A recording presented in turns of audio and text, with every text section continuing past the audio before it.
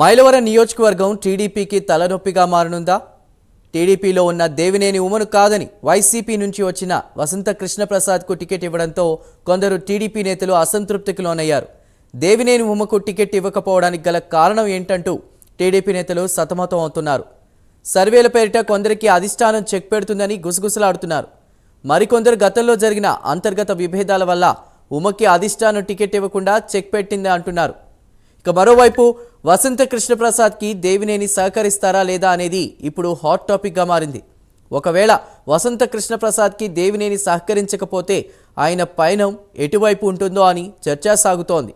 ఇక మైలవరంలో టీడీపీ జెండా ఎగురుతుందో లేదో అనేది వేచి చూడాల్సిందే.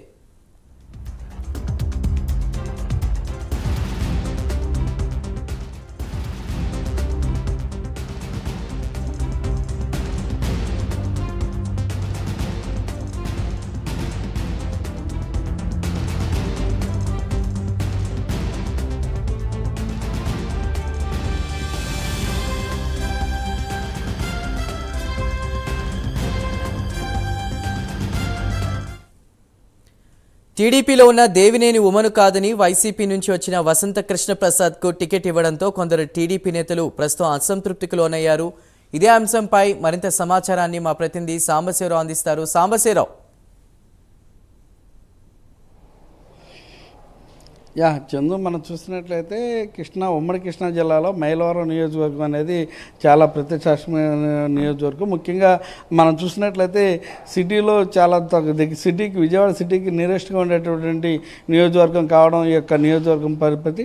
ముఖ్యంగా మనం చూస్తూ ఉన్నాం, ఏదైతే ఈ యొక్క నియోజకవర్గంలో ఇప్పటివరకు కూడా ఏదైతే మైలవరం టికెట్ ఆశించినటువంటి ఇద్దరు అభ్యర్థులు దేవినేని ఉమా కానివ్వండి, అటు ఈయన ఏదైతే వసంత కృష్ణప్రసాద్ కానివ్వండి, ఇరువురు కూడా టికెట్లు ఆశించి పార్టీ అంటే వసంత కృష్ణప్రసాద్ వైసీపీ నుంచి టీడీపీలో వచ్చినటువంటి పరిస్థితి.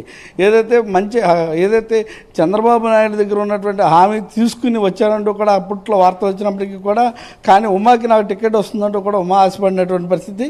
కానీ అనూహ్యంగా వసంత కృష్ణప్రసాద్కి టీడీపీ టికెట్ ఇవ్వడంతో అక్కడ ఉన్నటువంటి తెలుగు తమ్ముళ్ళైతే కొంతమంది ఆవేదనకు లోనవుతున్నటువంటి పరిస్థితి. వసంత కృష్ణప్రసాద్ అంటే గతంలో మనం చూసినట్లయితే వసంత కృష్ణప్రసాద్ కూడా టీడీపీ వారిపైన చాలా కేసులు కూడా పెట్టారంటూ కూడా ఉన్నటువంటి పరిస్థితి. మొత్తం మీద అంటే దేవినేని ఉమాకి టికెట్ ఇవ్వడంపై కారణం ఏంటని విశ్లేషణ చేస్తే కనుక, ముఖ్యంగా మనం చూసినట్లయితే సర్వేల పేరుతో అంటే ప్రతి ఒక్క పార్టీ కూడా సర్వేలను నమ్ముకుని టికెట్లు ఇస్తుందంటూ కూడా వాపోతున్నటువంటి పరిస్థితి.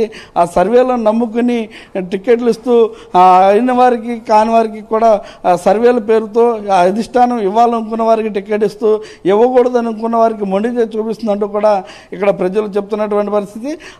అందులో భాగంగానే ఏదైతే గతంలో టీడీపీ తరఫున పోటీ చేసి ఓడిపోయినటువంటి ఇదే వసంత కృష్ణప్రసాద్ మీద ఓడిపోయినటువంటి ఉమా వెళ్తున్నారో ఆయన టీడీపీలోనే గత కొద్ది కాలంగా సీనియర్ నేతగా కూడా కంటిన్యూ అవుతూనే ఉన్నారు ఆయన. కానీ వసంత కృష్ణప్రసాద్ వైసీపీ పార్టీ నుంచి దీంట్లోకి రావడంతో ఆయనకి టికెట్ ఇవ్వడంతో మాత్రం ఇక్కడ కొంతమంది టీడీపీ నాయకులైతే మాత్రం గురువు ఉన్నటువంటి పరిస్థితి. అంటే ఇక్కడ ఉన్నటువంటి పరిస్థితులు స్థితిగతుల పైన కూడా అటు అధిష్టానం గెలుపోవడం డిసైడ్ చేసుకునేందుకైతే ఏదైతే టీడీపీ అధినేత కానివ్వండి, ఇతర మిత్రపక్షాల వాళ్ళు కానివ్వండి కంపల్సరీగా గెలిచే వారికి టికెట్లు ఇవ్వాలంటూ కూడా చెప్పుకున్నటువంటి తరుణంలో వసంత కృష్ణప్రసాద్ అయితే కంపల్సరీగా గెలుస్తాడు, అందుకని ఇచ్చామని చెప్పేసి అధిష్టానం చెప్తా ఉంది. కానీ నేను కూడా గెలుస్తాను, నాకు కూడా అంత బలమే ఉంది, కాకపోతే నాకు టికెట్ ఇవ్వడం అనేది కొంచెం ఇబ్బందికరమైనటువంటి పరిస్థితి అంటూ కూడా అటు దేవినేని ఉమా పలువురు దగ్గర చెప్పినటువంటి పరిస్థితి కూడా కనిపిస్తూ ఉంది. కాకపోతే ఇప్పుడు మనం చూస్తూ ఉన్నాం, దేవినేని ఉమాకి ప్రత్యామ్నాయంగా కృష్ణా జిల్లాలో కూడా ఇంకో సీటు ఏర్పాటు చేయడానికి కూడా అవకాశం లేనటువంటి పరిస్థితి. మొత్తం మీద దేవినేని ఉమాని కృష్ణా జిల్లాలో ఆయన స్థానం ఎమ్మెల్యేగా పోటీ చేయకుండా పక్కన పెట్టేసినటువంటి పరిస్థితి. ఆయనకి చంద్రబాబు నాయుడు రానున్నటువంటి రోజుల్లో ఎటువంటి హామీ ఇస్తారనే చూడాలి. ఇప్పుడు వసంత కృష్ణప్రసాద్కి యొక్క మైలవరం టికెట్ ఇవ్వడంతో మైలవరం టికెట్తో వసంత కృష్ణప్రసాద్కి ఉమా సహకరిస్తాడా లేదా అనేది కూడా $1 మిలియన్ క్వశ్చన్. ఎందుకంటే అధిష్టానం ఇప్పటివరకు కూడా ఉమాతో మాట్లాడిందని కూడా ఎక్కడ కూడా బయటకైతే వచ్చినటువంటి పరిస్థితి లేదు.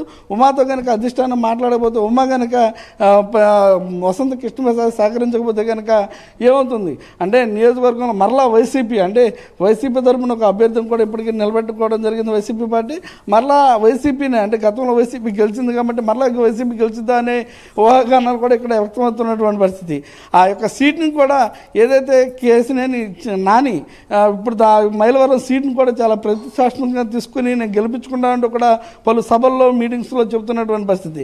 కాబట్టి మైలవరం సీట్ అయితే మాత్రం హాట్ టాపిక్గా ఉన్నటువంటి పరిస్థితి. మొత్తం మీద మైలవరం నియోజకవర్గంలో ఏం జరుగుతుందని మనం విశ్లేషణ చేసినట్లయితే కనుక పూర్తిగా తెలుగు తమ్ముళ్ళందరూ కూడా ఒక తాటి మీదకి రావాలంటే అధిష్టానం ఉమాని పిలిపించి సర్ది చెప్పి ఉమాని ఏదైతే వసంత కృష్ణప్రసాద్ ఇరువురిని కూడా కూర్చోబెడితే తప్ప ఇరువురిని కూర్చోబెట్టి ఇరు కేడర్తో కూడా సమావేశం ఏర్పాటు చేస్తే తప్ప ఈ యొక్క సమస్య అయితే కొలికొచ్చేటువంటి పరిస్థితి లేదు. అక్కడ మాత్రం వైసీపీ పార్టీకి చెందినటువంటి వారు మాత్రం చాలా సరదాగా క్యాంపెయిన్ చేసుకుంటూ ముందుకెళ్ళిపోతున్నటువంటి పరిస్థితి. అంటే అక్కడ ఎక్కడా కూడా అక్కడ విభేదాలు లేకుండా ఉన్నటువంటి పరిస్థితి. ఒకటే నాయకుడు అవడంతో అక్కడ కలిసి వెళ్ళిపోతున్నటువంటి పరిస్థితి. ఇక్కడ ఇద్దరు నాయకులు కలిస్తే తప్ప పోటీలో గెలుస్తారా లేదా అనేది ఇక్కడ సమస్యగా మారినటువంటి పరిస్థితి. అంటే కొంతమంది అయితే వసంత కృష్ణప్రసాద్ని దగ్గర చేసుకోవడానికి అయితే ఇష్టపడినటువంటి తెలుగు తమ్ముళ్ళు ఎవరైతే ఉన్నారో వారంతా కూడా ఉమా వైపు ఉన్నటువంటి పరిస్థితి. కాబట్టి ఉమా కనుక వస్తేనే మరలా వచ్చేటటువంటి అవకాశం ఉంది. మరి ఉమాకి ఎటువంటి హామీ దక్కనుంది, అసలు ఉమా పరిస్థితి రానున్నటువంటి రోజుల్లో టీడీపీ పార్టీలో ఏ విధంగా ఉండబోతుంది అనేది మాత్రం $1 million ఉన్నటువంటి క్వశ్చన్. అది చంద్రబాబు నాయుడు ఉమాకి ఎటువంటి హామీ ఇచ్చారా లేదంటే హామీ ఇవ్వడానికి పిలిపిస్తారా అనేది కూడా మనం వేచి చూడాల్సినటువంటి పరిస్థితి. చందు సాంబశివరావు, అంటే అదే టీడీపీలో ఉన్నటువంటి కొంతమంది దీన్ని వ్యతిరేకిస్తున్నటువంటి పరిస్థితి. వసంత కృష్ణప్రసాద్ అక్కడ పోటీ చేయడానికి సంబంధించి కూడా గతంలో ఆయన మాపై ఎన్నో అంటే అరెస్టులకి వాటికి కూడా పూనుకున్నారు, ఇబ్బంది పెట్టారంటూ మాట్లాడుతున్నటువంటి పరిస్థితి.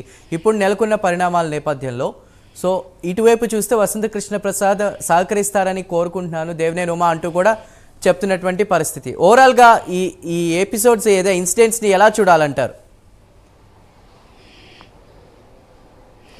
చందు, ఇప్పుడు మనం చూసినట్లయితే 4.5 సంవత్సరాల పాటు వైసీపీ ప్రభుత్వంలో ఎమ్మెల్యేగా పనిచేసినటువంటి వసంత కృష్ణప్రసాద్ ఒక 3 నెలలు స్తబ్దతగా ఉండిపోయిన తర్వాత 4 నెలల తర్వాత మరలా టీడీపీ తీర్థం పుచ్చుకోవడం అయితే జరిగింది.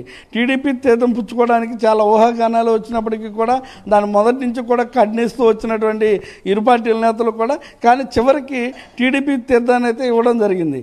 ఈ క్షణంలోనే అప్పటి నుంచి కూడా వైసీపీలోంచి వచ్చినటువంటి వసంత కృష్ణప్రసాద్ని తెలుగు తమ్ముళ్ళు అయితే చాలా ఇబ్బంది పెడుతున్నటువంటి పరిస్థితి.